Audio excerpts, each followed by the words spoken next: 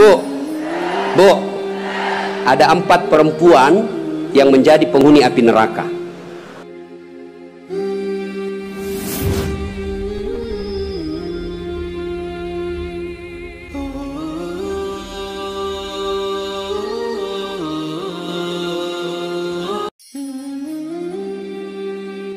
Makasih ibu-ibu, terutama yang janda. Kalau ditelepon suaminya orang, jangan suaramu mendayu-dayu seperti tadi. Ini tadi bukan kencang, ini namanya syahdu. Suara begini yang kasih nafsu kita lagi-lagi. Assalamualaikum ibu. Waalaikumsalam. Bagaimana suaminya orang tidak tergoda? Lagi di mana ibu? Di rumah aja pak. Coba dong yang keras. Assalamualaikum. Waalaikumsalam. Lagi di mana ibu? Di rumah. Lagi ngapain? Apa kau tanya-tanya? Oh, ndak diteleponnya lagi kau besok. Ini Waalaikumsalam. Caleda. Wih, ada juga Bugis di sini. Wih, boleh tahan ini bubuhan Bugis. Saya ke Banjarmasin banyak orang Bugis. Saya pergi Kota Baru banyak orang Bugis. Saya pergi Pagatan, bahasa Bugis orang di sana. Begitu saya masuk penjara banyak juga orang Bugis. Simpan dulu HP-mu bos. Dengar ceramah dulu. Woi, Bu, ibu, simpan dulu, simpan. Ibu yang pegang HP selama saya ceramah, saya doakan suaminya kawin lagi. Saya di Makassar, Bu, ada ibu-ibu, saya lagi ceramah, dia membelakang. Dalam hati saya, barusannya ada orang saya ceramah, dia belakangi saya. Ternyata dia ambil HP-nya, selfie. Dia belakangi, baru dia tulis di WhatsApp-nya, latar belakang das atlatif. Woi, saya dijadikan background. Selesai ceramah dia kejar lagi saya. Ini yang kasih repot kita Bib sekarang. Kejar, Ustaz, boleh selfie. Terpaksalah dilayani. Kalau enggak dia bilang kita sombong sampai mati. Sudah selfie dia bilang ulang Ustaz, kabur. Ulang lagi Ustaz, kabur Ustaz. Bukan HP kabur, mukamu yang kabur. Jadi bapak-bapak nanti kalau minta maaf sama istri, itu syaratnya. Jabat tangan, senyum, pandang matanya, sebut dosa. Jadi kalau suami minta maaf ibu, suruh sebut judulnya. Apa judulnya pak? Tiba-tiba minta maaf. Enggak enak, nanti kau ngamuk lagi. Bilang apa? Ustaz Dasat bilang harus sebut. Apa?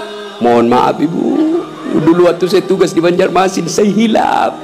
Ada perempuan mirip betul sama Pian. Maafkan saya selingkuh ibu. Dia bilang istrinya, enggak apa-apa pak, saya maafkan. Memang itulah manusia biasa, kadang-kala kita hilap. Saya maafkan kau karena bulan lalu saya juga selingkuh.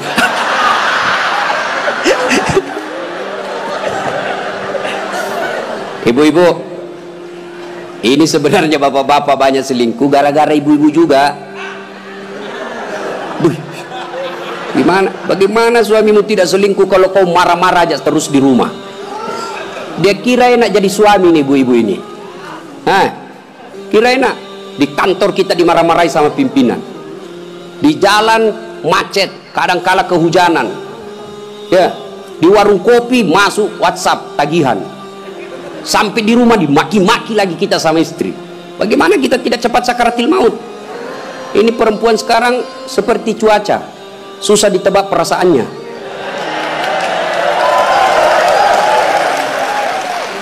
Dia kira enak laki-laki. Ibu, dengar ibu. Hui.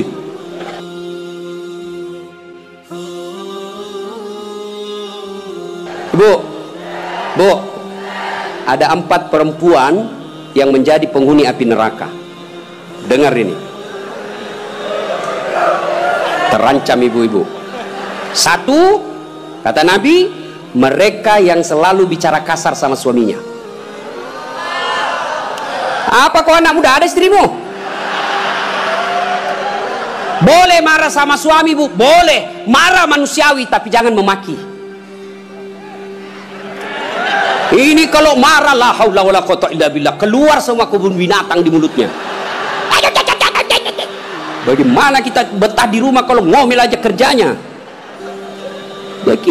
Ibu, coba dengar itu laki-laki, coba lihat itu laki-laki.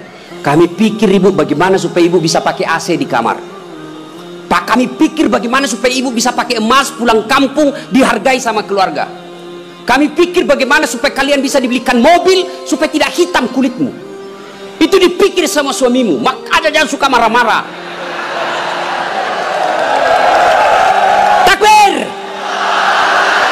Ada di sini takut sama istrinya? Ada? Berhenti kau jadi laki-laki. Ngamuk Ustaz, kalau dia ngamuk tidak apa-apa. Dia pecahkan piring satu, pecahkan satu lusin.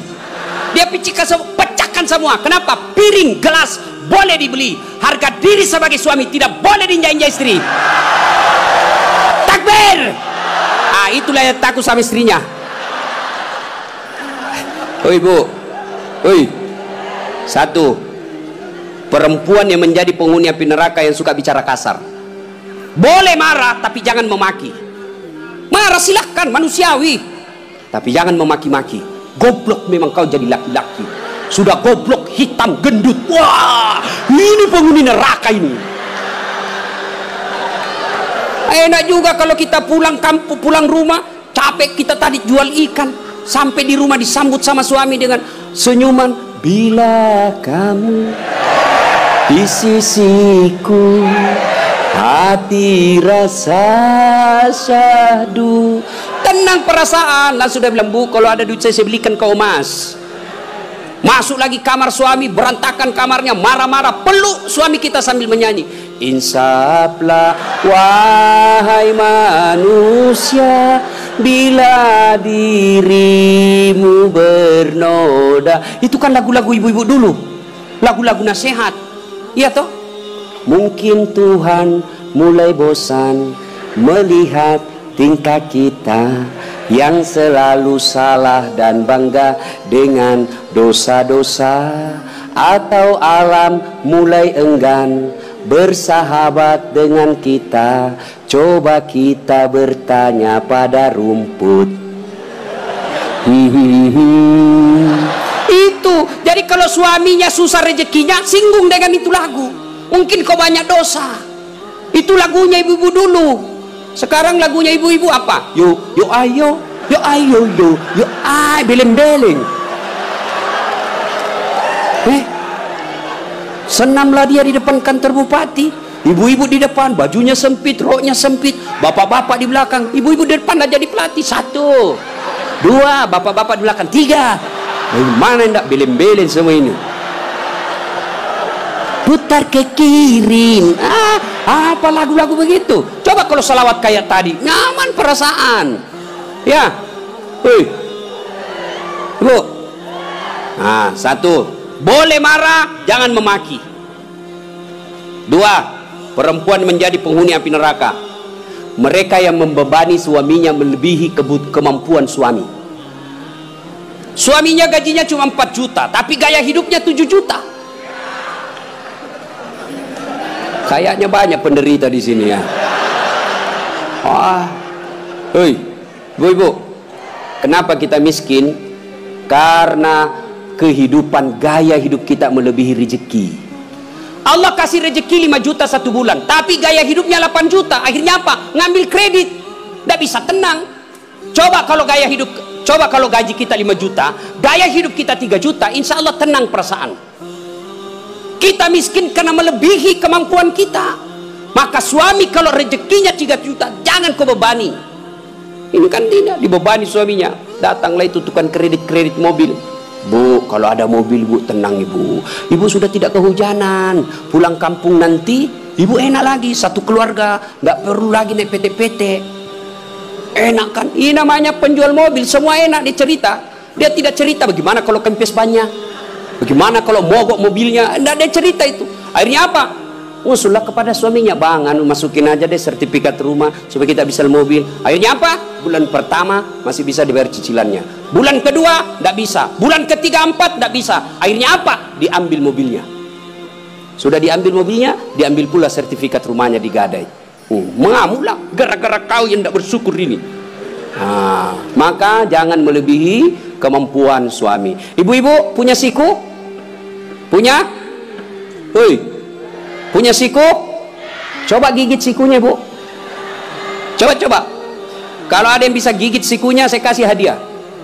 Coba, mana bisa? Itulah orang yang memaksakan suaminya melebihi kemampuannya. Dan yang ketiga, kata Nabi, orang yang akan menjadi perempuan penghuni neraka, mereka yang mempertontonkan auratnya di depan lelaki. terutama ini akhwat cewek-cewek nih, mari kita kerjasama. Kami laki-laki jaga mata, tolong kalian perempuan jaga akhlak. Biar kami setengah mati jaga mata, kalian gentayangan di jalan, habis amal kami, bos. Pastilah dilihat, barang bagus. Dia bilang, dilihat, haram tidak dilihat, barang bagus, maka solak-solak kok, bos. Ya? Yang keempat, orang yang akan menjadi perempuan penghuni api neraka, mereka yang tidak mendirikan sholat. Inilah perempuan memang paling banyak tidak mendirikan sholat. Kapan? Selesai haid. Haid 5 hari tambah bonus 2. Dia bilang suaminya, kenapa belum sholat sayang? Biasanya cuma 5 hari. Orang belum bersih, masih ada sedikit-sedikit. Dia bilang suaminya, bohong. Apa bohong? Saya kasih lihat kau. Apa mau dikasih lihat? Ketawa baru kau yang begitu. Kapan lagi perempuan banyak tidak sholat? Kalau ada pengantin, mukanya dikira tembok, coklat, biru, krim, abu-abu, jilbabnya 3 lapis, kuning, coklat, jilbab sakaratil maut. Ibu bapak saudara-saudara sekalian ya, jadi orang yang menyesal di akhirat kelak, mereka yang memutuskan persaudaraan. Maka sebentar ini kalau ada tetangga kita pernah kita sakiti, minta maaf lalu kembalikan barangnya orang. Pegawai-pegawai negeri yang pernah ngambil mesin komputer di kantor, kasih kembali, bos. Ya? Dan itu kalau tidak dikembalikan, ketika kita di padang mahsyar, dipanggil kita satu-satu. Bayangkan, dari Adam sampai kiamat, kumpul berapa triliun manusia, dipanggillah kita satu-satu. Siapa dulu yang dipanggil?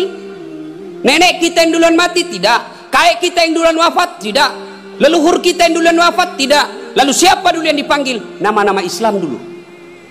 Abdul Rahman, Abdul Jabbar, Siti Fatimah, Aisyah, Mutmainnah, Das'at Latif. Itu dulu dipanggil. Cuncung di belakang kok, bos. Dipanggil juga tapi mondri kok, bos. Maka jangan berkata apa arti sebuah nama. Nama itu penting. Begitu pentingnya sebuah nama sehingga Nabi jelaskan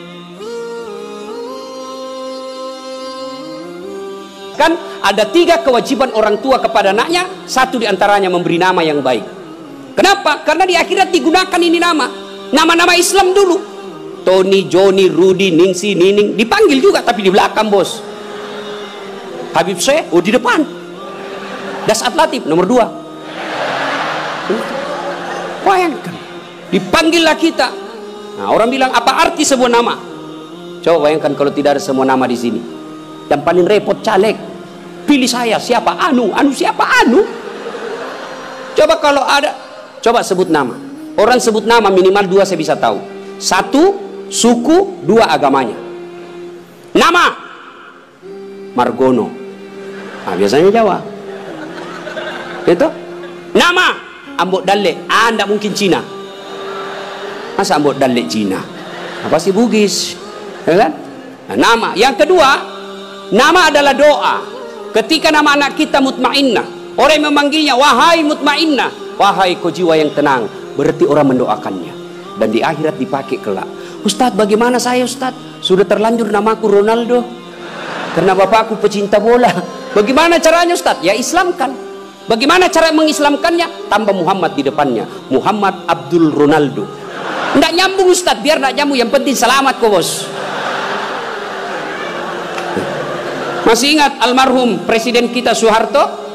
Sebelum beliau menunaikan ibadah haji, kan namanya cuma Soeharto. Setelah menunaikan ibadah haji, Raja Fat waktu itu sadar, wah menderita nih Pak Harto nanti kalau tidak diislamkan. Maka diislamkanlah namanya, ditambah di depannya Muhammad Soeharto. Ibu Tin juga ditambah di depannya Siti. Maka ibu-ibu yang sudah terlanjur namanya Islamkan. Harus rubah KTP? Tidak. Yang penting misal ulang tahun. Saudara-saudara sekalian, hari ini nama saya Islamkan. Yang tadinya Desi Ratnasari, saya menambah di depannya Siti Desi Ratnasari.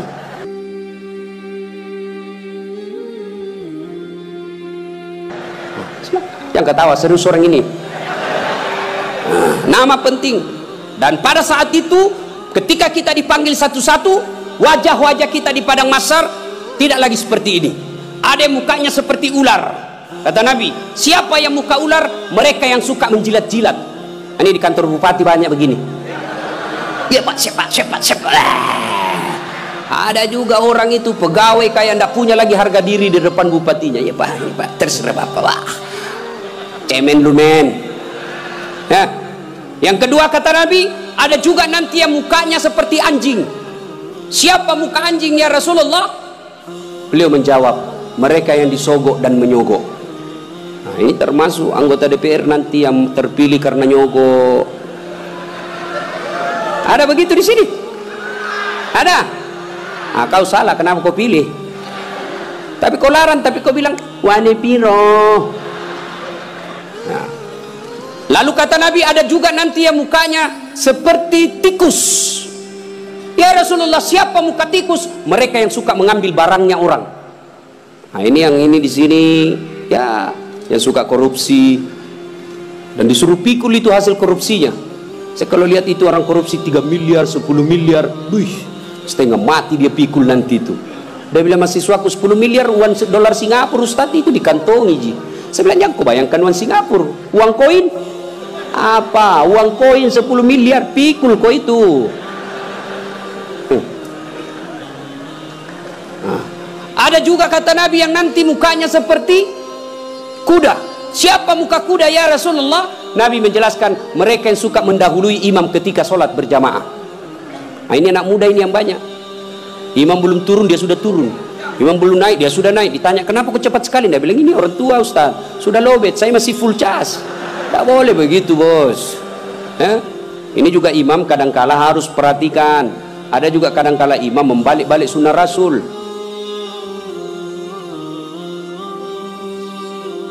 Nabi jelaskan kalau kau jadi imam ringkaskan bacaan solatmu. Ini baru jadi imam mau takbir aja sudah lama. Gaji itu wakak mani bawan selesai. Ada juga yang begitu. Kata Nabi ringkaskan bacaan solatmu. Ringkas. Yang kedua kata Nabi, bacalah yang umumnya orang hafal. Tujuannya apa? Satu, orang bisa khusyuk mengikuti kalau yang dia baca hafal. Coba kalau imamnya membaca kul huwallahu ahad, anak-anak juga ikut di belakang kul huwallahu, karena dia hafal.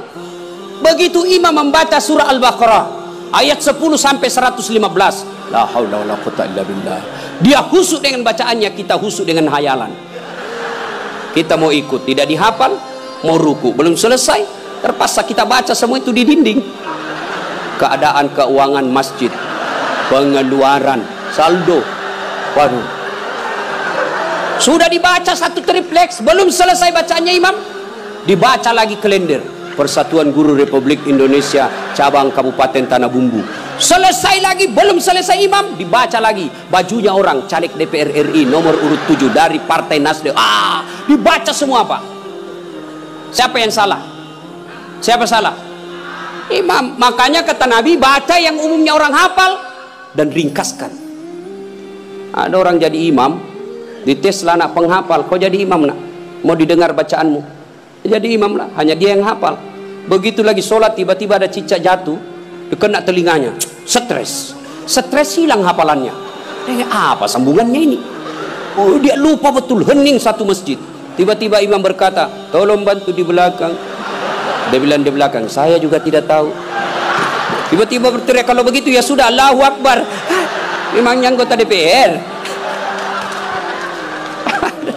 Saya punya pengalaman ini Pak, waktu saya kecil di kampung SMP saya waktu itu, sholat asar lama sekali imam sujud. Kenapa lama betul ini imam sujud? Ada apa ini? Tiba-tiba ada kawan saya nakal, diangkat kepalanya, hilang imam. Ternyata yang ditunggu sudah keluar.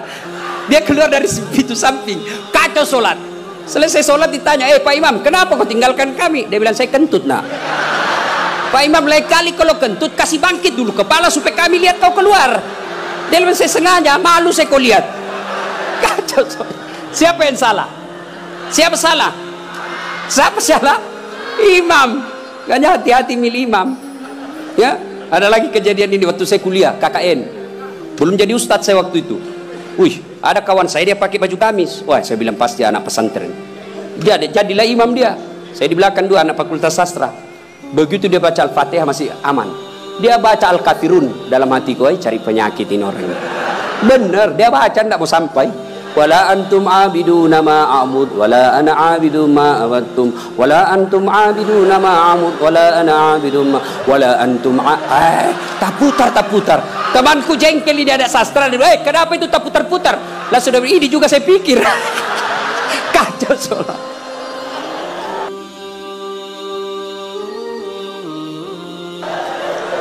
Makanya kalau imam salah, kacau jamaah kita. Makanya hati-hati milih imam. Kata Nabi, milih imam itu tidak boleh sembarang. Jamaah makmum boleh, mulai dari orang waras sampai orang gila boleh jadi makmum. Mulai dari orang belum balik sampai dewasa boleh jadi makmum. Tapi imam tidak boleh. Kenapa? Salah imam, salah kalian jamaah. 2020 Tanah Bumbu akan milih imam, bupati. Salah milih imam, salah kalian, menderita kalian di kabupaten ini. Maka hati-hati milih imam. Pun kita jadi makmum juga tidak boleh sembarang, harus ada etikanya. Jadi makmum kata Nabi, kalau kau ke masjid sikat gigi dulu, terutama kalau subuh. Bayangkan kalau kita tidak sholat, tidak sikat gigi, tidur semalaman, orang di samping kita balik kanan, kita balik kiri menguap, sampai meninggal dia ingatnya itu, busuk mulutnya itu. Sunnah sikat gigi. Apalagi kalau kau jadi makmum, jangan kau merasa kaulah yang paling soleh dalam masjid itu. Ada juga orang takbir itu kayak mau dia gigit, kita punya telinga. Cool man. Baca Al-Fatihah kayak dia ada di telinga sampingnya. Pada cengi capuk. Hanya ganggu ki. Ada lagi apa? Itu kaki. Kaki juga itu kadang-kala mengganggu. Kita kasih pindah, dia kasih pindah lagi kakinya. Kasih pindah, dikasih pindah lagi. Saya jengkel, saya injak. Selesai salat, Ustaz, kenapa kau ganggu saya? Makanya adik-adik, kalau mau saya tanya, kenapa kau kasih pindah-pindah kakimu? Kau ganggu saya? Dia bilang supaya rapat saf. Bos, sini. Kalau mau rapat safmu bukan jari-jari kaki yang kau tempel. Tapi apa? Bahumu atau siku. Kalau siku rapat, pasti saf rapat. Nggak ada orang sholat begini. Tapi kalau kakimu rapat, safmu longgar. Ya. Ada lagi, selesai sholat yang paling menjengkelkan itu, selesai sholat dia ambil saf paling depan, belakangnya imam. Begitu assalamualaikum, assalamualaikum, langsung lompat, mau lihat, tidak jabat tangan, tidak melangkai orang, itu kurang adab kalian. Kalau kalian tidak mau doa bersama, tidak mau jabat tangan selesai sholat, ya sudah di belakang kau duduk, supaya kau tidak ganggu orang. Ingat adik-adik sekalian ini yang baru belajar agama, puncak dari semua ilmu adab. Rasulullah ditanya, ya Rasulullah, untuk apa Rasul diutus ke muka bumi? Mencerdaskan kehidupan bangsa? Bukan. Mengangkat harkat dan martabat? Bukan. Apa? Liutammima makarimal akhlak, memperbaiki akhlak manusia. Ini kita berbeda mazhab, saling mengkafirkan, saling menghina. Zaman sekarang aja ini kita ribut-ribut sesama muslim. Dulu tahun 90-an kita kalau sholat subuh Allahu Akbar, di samping kita tidak kunut, dalam hati saja oh Muhammadiyah, selesai. Allahu Akbar, tidak kunut, Muhammadiyah berarti ini. Itu aja dia. Sekarang saya pun dimaki-maki di Facebook. Apa kau Ustaz bicara-bicara sunnah, baru kau tidak pelihara sunnah? Kenapa kau tuduh saya tidak pelihara sunnah? Buktinya kau tidak pelihara jenggot. Ya mau diapa kalau tidak mau tumbuh? Saya sudah kasih minyak, tidak tumbuh-tumbuh. Malah marah istri saya, ini Ustaz kasih kotor-kotor bantal, saya kasih minyak nih Bu. Ya. Nah saudara-saudara sekalian, ini golongan, maka sebelum wafat minta maaflah orang-orang yang pernah kita sakiti. Kalau ada berkaitan dengan barang, kembalikan. Ibu-ibu yang pernah ngambil sendoknya orang ketika pengantin, kasih kembali. Karena ada juga itu ibu-ibu Columbus. Tahu Columbus? Kelompok ibu-ibu pembungkus. Kalau ada pengantin dia bungkus semua kuai. Yang ketiga, penyesalan kata Nabi, yaitu mereka yang tidak menjawab salat, azan salat ketika azan berkumandang. Puasa, haji, zakat, sedekah, semuanya akan sia-sia ketika tidak mendirikan sholat. Adik-adik, kalian tidak usah malu kalau kalian tidak jadi pegawai negeri. Ibu-ibu, kalian tidak usah cemas dan merasa malu kalau sampai sekarang ini masih ngontrak-ngontrak rumah. Tapi malu dan cemaslah ketika sudah dewasa seperti ini belum mendirikan sholat dengan sebaik-baiknya. Kalau sholat kita insya Allah baik, maka hidup kita akan diperbaiki oleh Allah Subhanahu wa Ta'ala. Kalau sholat kita bagus, Allah yang akan menyelesaikan semuanya. Di dunia ini tidak ada orang tidak punya masalah. Semua kita punya masalah, pasti. Jangankan kita, Nabi ada masalahnya. Malah di ibu-ibu yang tanya, Ustadz, bolehkah orang sholat itu tidak pakai BH? Kenapa bisa ibu? Panas sih Ustadz, tidak ada AC, tidak ada kipas angin, kita baru pulang pasar. Boleh, tapi apa itu beradab? Ibu-ibu pergi ketemu gubernur tapi tidak pakai BH, boleh kan? Tidak Pak Gubernur. Mohon maaf ini Pak Gubernur. Coba ya. Saya sholat Ustadz, betul kok sholat tapi main-main. Allah wa kana wa ya Kristus ini serang datang. Siapa ngajar sholat begitu bos? Ada juga orang sholat kayak ditiup angin. Ada lebih parah Allah. Siapa ajar ke sholat mak keju-keju? Jadi jangan heran ketika sudah 20 tahun sholat kok masalah kita tidak bisa lepas. Salah satu sebabnya kita sholat seada-adanya. Bapak saudara-saudara sekalian, tepat tanggal 12 Rabiul Awal tahun ke-11 Hijriah, Rasulullah sallallahu alaihi wasallam demam. Lalu Allah perintahkan kepada malaikat Jibril, Jibril, kau turun, panggil 3 malaikat, 2 malaikat, Israil, Israfil, Mikail, kau turun 4 malaikat.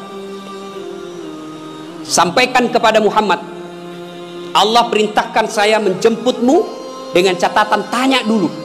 Kalau dia sudah mau cabut nyawanya, kalau belum tunda sampai mau. Turun malaikat. Langit pertama, langit ke-7 masih berempat, Jibril, Mikail, Israil, Israfil. Langit ke-6 sampai ke-2 masih berempat. Di langit pertama Jibril berkata, malaikat pencabut nyawa, saya tidak bertugas, kau saja yang turun jemput Nabi Muhammad. Tapi kata malaikat pencabut nyawa, tapi selama ini kamu yang ketemu, kamu kecesnya, kamu sahabatnya, kau turunlah. Saya tunggu kau saja di sini. Turun malaikat pencabut nyawa, depan rumah Nabi, ketuk pintu. Assalamualaikum warahmatullahi wabarakatuh ya Rasulullah. Nabi menjawab, Waalaikumsalam warahmatullahi wabarakatuh. Fatimah buka pintu, bah tidak ada orang. Kata Nabi, sudah ada di samping saya. Kata malaikat pencabut nyawa, ya Muhammad, hari ini saya diperintah untuk mencabut nyawamu apabila kau mau. Menurutmu bagaimana? Kira-kira kalau Pak Cuncun ditanya ini apa jawabannya bos? Saya diperintah cabut nyawa. Tunggu dulu, orang belum jadi bupati. Pasti. Ustadz, Dasat, saya diperintah cabut nyawamu. Menurutmu bagaimana? Tunggu dulu, istri baru 1. Itu pasti mau sekali poligami tapi takut sama istrinya. Apa jawaban Nabi? Wahai malaikat, seluruh nabi dan rasul senior saya, setelah mereka melaksanakan tugasnya, mereka menghadap kepada Allah. Saya pun siap hari ini. Cuma ini ada yang lain. Mana Jibril? Jibril ada di atas. Kau panggil dulu deh. Ada yang saya mau tanyakan. Naik malaikat pencabut nyawa. Jibril, kau dicari sama CS-mu. Saya bilang memang kau ikut. Kau banyak cerita. Sudahlah, kau turun sini. Turun malaikat Jibril. Ya Jibril, kalau hari ini saya harus menghadap kepada Allah, tolong berikan saya kabar gembira. Ya Muhammad, seluruh nabi dan rasul haram masuk surga sebelum engkau lebih dulu di dalamnya. Alhamdulillah. Ya Muhammad, seluruh malaikat yang pernah Allah ciptakan sekarang mereka antri menunggu rohmu. Alhamdulillah. Apalagi Jibril, ya Muhammad, kalau ada dosa dan kesalahan yang pernah kau lakukan, Allah telah mengampuni dosa-dosamu. Alhamdulillah. Tapi Nabi berkata, Jibril, itu kan saya tidak cemas soal diriku. Yang aku cemaskan siapa? Tolong kasih saya berita gembira soal umat. Kita yang dicemaskan Nabi, tolong berikan saya berita gembira. Naiklah Jibril bertanya kepada Allah, turun membawa berita. Ya Muhammad, saya dapat berita gembira dari Allah. Apa? Meskipun engkau sudah tidak berada di tengah-tengah mereka, meskipun engkau sudah tidak berada di tengah-tengah umatmu, selama umatmu berpegang kepada Quran dan Sunnah, insya Allah umatmu selamat.